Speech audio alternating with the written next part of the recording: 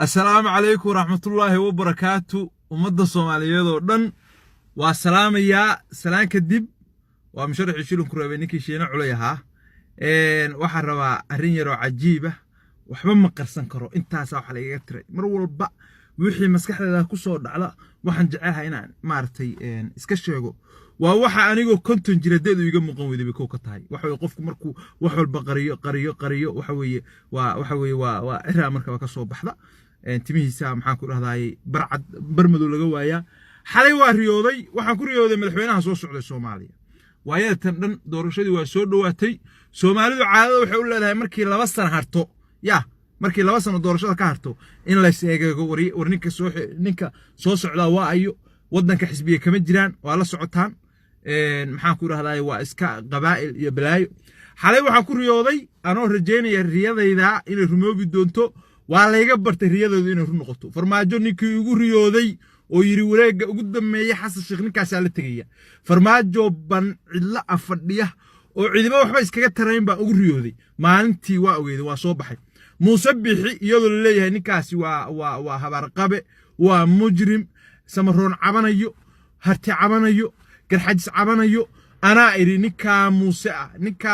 xalan ugu riyooday waan runtii bay ahayd waa seexday subaxii baan soo kacay waxaan ku riyooday doorashadii guddigii doorashada ku dhawaaqay in Muuse soo baxay oo madaxweyne noqday ciro xoogaa qeylqeyliyay iyo Faysal oo markiiba yiri natiijada waa aqbalay borobio sidii bay noqotay xalay waxa ku riyooday Soomaaliya isbedel weyn oo ka dhacay isbedel macnaa nidaami ah oo ka dhacay hanaankii qabiilka oo shanta maxaa ku raadayay muddadii burburka iyo intii xorriyadda haysanay oo ahaa daarood u dhiib hawiyo daarood oo saa isu eeganaya oo iyaguna waxba isu ogoleen oo waxa weeye isu ogoleen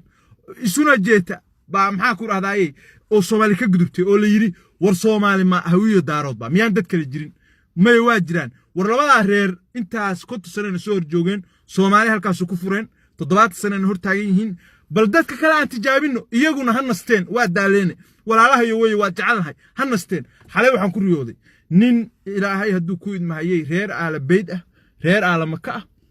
maxaa la yiraahdaa kuwa badan hadda waxay oran doonaan waa shiina ma lacag buu qaatay iimaanka war ninka ma naqaanaba waxa ku riyooday xalay ma khayr soo dahawiye ma farmaajo soo daarood ma labada reer waa nugu bateen anana waa dhigtay waa ku badan waxa ku riyooday nin la yiraahdo Fahad Yaasiin Xaaji Daahir magaciisa inaan khaldayeen kala ma aqaan Xaaji Daahir awoowihiisa xaj ka tagay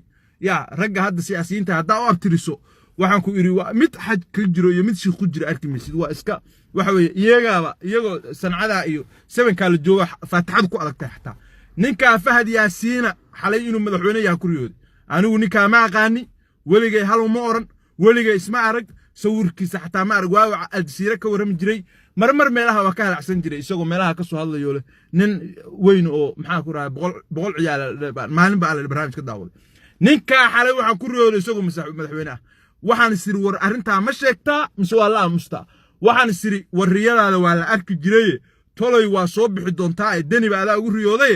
habar qabe inta kasto cidla iga dhaqaaqay dani adaa ugu riyooday oo waxa weeye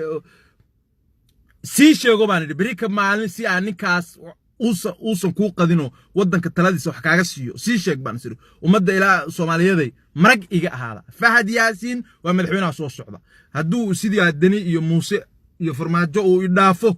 oo waxa weeye riyadeeda wax ka soo qaadi waayo waxa weeye daanu shida u arkimayo kuwii horeba waa caasi waxay igu noqdeen dadaan khayr qabin oo loo riyoon bay igu noqdeen marka saasaan u sheegayaa waxaan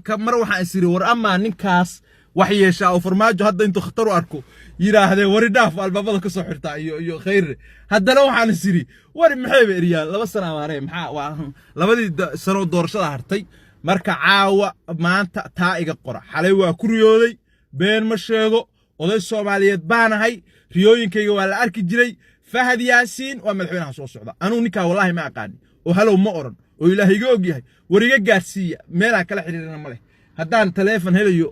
oo hayo waa u sheegi lahaa warna cala shaydan ku yaal sabaabul baa oran lahaa hawiye iyo daaroodna waa lagu soo daalay dadkiiba ilaahay ka baqeen hanasteen maraykan baa madow wuxuu dhibtay allah waa dad Soomaaliyeed oo walaalo ah oo isku diin oo isku dhaqan oo isku oday oo isku asira oo laf iyo diirkeeda oo uliyo diirkeeda marka waxaan rajaynaynaa dadka Soomaaliyeed meelaha laga haysto bay kamid tahay inaysan waxba isu ogolayn marka aad wax isu ogolaan weydo waxa weeye cadaalad darro markay timaado rag cadaalad waayay sida cawsha kala yaacay baa leeyahay ninka madaxweynaha soo socdaan ugu riyooday ilaahay idankii hadduu madaxweyne noqdo anna wasiirkayga aan isu diyaarinayaa hala sii sheergareeyo fariintaana walaalayaal ha laga gaarsiiyo sii sheergareeyo haddaa sheergareysaan kolay midunbuu Facebook ugu jiraa waa arki doontaane wuu arki doonaa waa idin salaamay lacagna ma qaadan haytuminina oday baan ahay jaakada ay ugu taqaaneen baan wali sita shaarka ay ugu taqaaneen baan wali sita nin lacag kale maxaa lagu yaqaanaa yaa maanta waxaan sidan lahaa waxa weeye anoo jooga London yaa ama private jet baan live ka soo gali lahaa waa idin salaamay wassalaamu calaykum waraxmatullaahi wabarakaatuh